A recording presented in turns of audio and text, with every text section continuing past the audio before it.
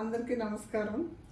ఈరోజు ఒక కమ్మటి కూరని మీకు పరిచయం చేద్దాం అనుకుంటున్నాను. నూలుపప్పు ముద్ద ములక్కాడ కూర. ఈ కూర చాలా కమ్మగా చాలా రుచికరంగా ఉంటుంది. ఇది నేను ఎప్పుడు చేసినా కూడా మా పిల్లలు చాలా ఇష్టంగా తినడమే కాకుండా మళ్ళీ మళ్ళీ చేయమని అడుగుతూ ఉంటారు. ఒకసారి దీన్ని ఎలా చేయాలో మీకు చూపిస్తాను. మీరు కూడా చేసి నాకు ఎలా ఉందో కామెంట్లో తెలియచేయండి. దీనికి కావలసిన పదార్థాలు: దోరగా వేయించిన నూలుపప్పు అరకప్పు కొబ్బరి ముక్కలు, కొంచెం జీలకర్ర, ఒక పావు కప్పు కన్నా తక్కువ నానబెట్టిన బియ్యం. ఇవి దీనికి కావలసిన ముఖ్యమైన పదార్థాలు. తర్వాత ఒక కప్పు నిండా ములక్కాడలు తీసుకున్నాను. ఇప్పుడు ఈ ములక్కాడల్ని కుక్కర్లో పెట్టి ఒక విజిల్ వచ్చేదాకా ఉడికించుకుందాం. ఉడికించినప్పుడే కొద్దిగా ఉప్పు వేస్తాను.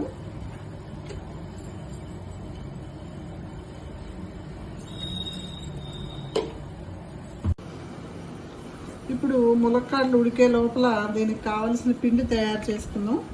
నూలుపప్పు, కొబ్బరి ముక్కలు, మనం తీసుకున్న దాంట్లో సగం మాత్రమే జీలకర్ర మిక్సీలో వేద్దాం.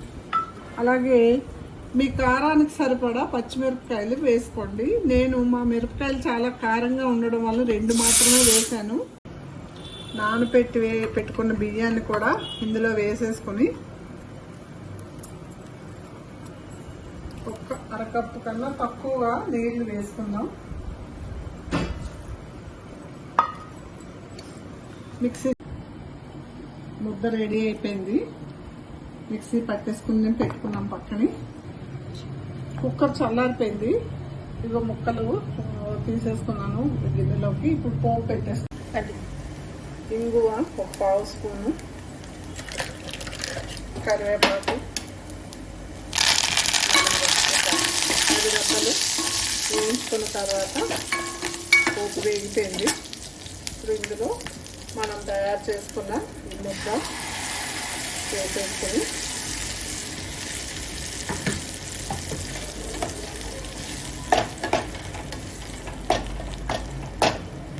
ఇందులో ఈ ఉడికించిన ములక్కాడ ముక్కలు వేసేద్దాం.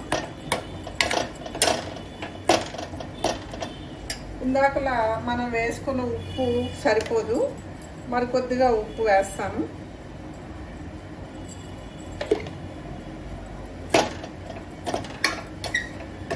ఇప్పుడు ఇందులో ఒక పావు కప్పు నీళ్లు వేస్తాను. ఎందుకంటే చల్లారితే గట్టిగా అయిపోతుంది. మనం తినే టైంకి కరెక్ట్ కన్సిస్టెన్సీలో ఉండాలి అంటే కొద్దిగా నీళ్లు వేయాలి.